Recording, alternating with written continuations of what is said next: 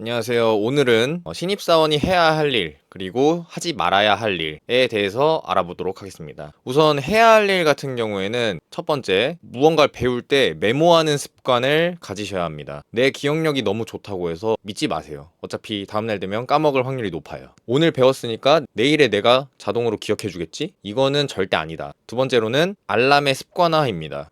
요새는 진동 알람이 가능하기 때문에 굳이 벨소리 알람이 아니라 진동 알람으로 맞춰주시면 되고, 갤럭시 폰 같은 경우에는 특정 일자 기준으로도 알람을 맞출 수 있어요. 그리고 공휴일에는 자동으로 알람이 울리지 않도록 하는 기능까지 있어요. 그래서 이 알람 기능을 맞춰주시는 걸 습관화해 주시면 될 것 같고, 매일같이 같은 시간에 고정적으로 해야 되는 업무를 알려줄 때 가장 효과적이겠죠. 세 번째로는 하루의 업무를 시간표로 정리해 보는 거예요. 그러니까 오늘 보냈던 하루를 복습해 본다고 생각하시면 될 것 같아요. 그래서 오전에는 어떤 일을 하고 오후에는 어떤 일을 하고, 이러한 계획들이 머릿속에 잡히게 될 텐데, 이 순서에 따라서 사이트들을 북마크 해주시거나 아니면 폴더 안에다가 파일을 넘버링해서 넣어주신다거나 하는 방법들로 좀 순서를 정리할 수 있습니다. 다음으로 이름과 직급 외우기입니다. 새로 입사를 하게 되면 누가 누군지 잘 모르죠. 근데 바로 일을 시키는 경우가 드물기 때문에 분명히 여러분들이 멍 때릴 시간들이 생길 거예요. 그럴 때 그냥 멍 때리고 있는 게 아니라 파티션에 꽂혀있는 이름표라던가 인트라넷에 보여지는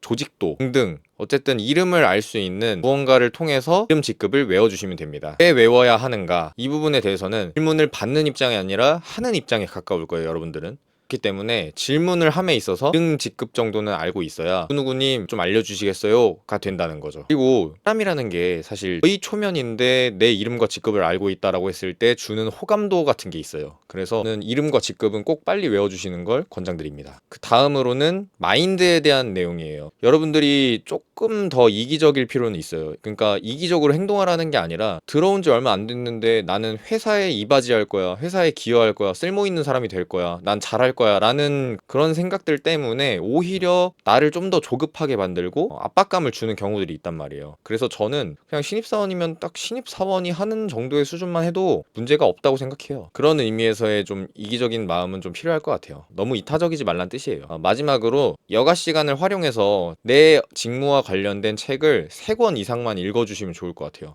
저는 무슨 일을 제대로 시작하기 전에 무조건 관련 서적 3권은 읽거든요. 그랬을 때 아예 안 읽은 사람과의 그 갭 차이가 엄청 커요. 그렇기 때문에 여러분들도 책을 한 번쯤은 3권만 읽어보시고 업무를 해보셨으면 좋겠어요. 네, 여기까지 해야 할 일이었다고 한다면 이제부터는 하지 말아야 될 일에 대해서 말씀드리겠습니다. 우선 옆 사람의 푸념에 대해서 영향을 받지 마세요. 옆 사람이라고 한다면 선배일 가능성이 크겠죠. 선배가 이 회사를 싫어할 수는 있어요. 근데 선배의 기준을 가지고 나한테 적용시키면 안 된다는 거예요. 결국에 이 회사가 좋은지 나쁜지에 대한 기준은 내가 생각했을 때 느껴지는 바가 정답이 될 거예요. 만약에 사람들이 욕을 아무리 많이 해도 내가 다니기 괜찮은 회사라고 한다면 괜찮은 회사예요. 그러니까 다른 사람들의 기준이 내 기준이 되지 않았으면 좋겠습니다.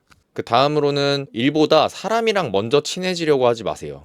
우리가 회사에 입사를 하게 되면 우리의 역할은 일을 하는 거예요. 근데 회사 생활을 잘하고 싶은 마음에 사람이랑 먼저 친해지려고 굉장히 애쓰시는 분들이 있어요. 첫날부터 빨리 친해질 수는 없어요. 친해지기 위해 필요한 시간이라는 게 있거든요. 오히려 빨리 친해지게 됐을 때 부작용이 더 크다고 생각하거든요. 그래서 저는 처음에는 서로 거리를 일부러 두고 일이랑 먼저 친해지려고 노력하는 게 맞는 것 같아요. 그리고 혼자 판단하고 결정하지 마세요. 신입사원일 경우에는, 더군다나 회사를 처음 다니시는 경우에는 기준점을 잡기가 되게 어렵거든요. 근데 이거는 내가 좀 특이사항인 것 같다 라고 생각하면 혼자 판단하고 행동하지 말고 옆에 선배한테 물어보세요. 물어보시는 게 훨씬 좋은 인상을 줄 수 있어요. 그 다음으로 무언가를 배웠을 때 이해가 되지 않은 상태로 넘어가지 마시고, 모르면 다시 한번 물어보세요.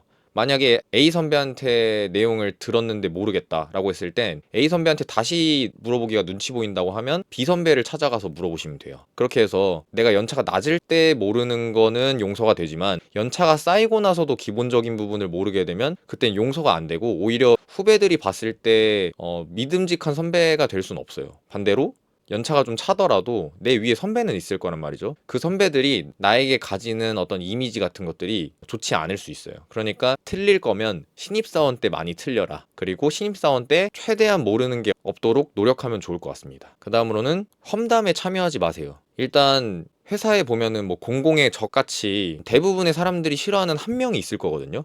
대부분 한 명 이상은 있는 것 같아요. 그랬을 때 그 험담에 참여하지 말고 그냥 그런가요?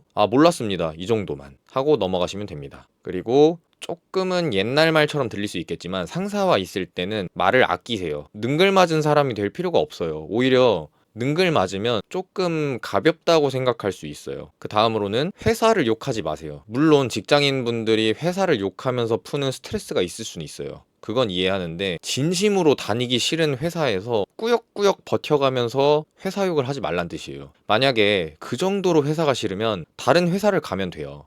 근데 다른 회사를 갈 능력이 없기 때문에 그 회사를 다니고 있는 거거든요. 그러면 본인의 능력을 키워서 다른 회사를 갈 노력을 하면 되지 굳이 회사를 욕하고 푸념할 필요는 없어요. 제가 준비한 내용은 여기까지고요. 오늘은 이렇게 정리를 해봤는데요. 물론 저와 생각이 다를 수도 있어요. 근데 제가 회사 생활을 6, 7년 해보면서 느낀 내용들을 좀 집약적으로 말씀을 드린 거고 항목 하나하나에 대해서 좀 이해 안 가시는 부분이 있을 수 있거든요. 그럴 땐 댓글로 남겨주시면 제가 댓글에서 좀 더 상세하게 말씀드리도록 하겠습니다. 감사합니다.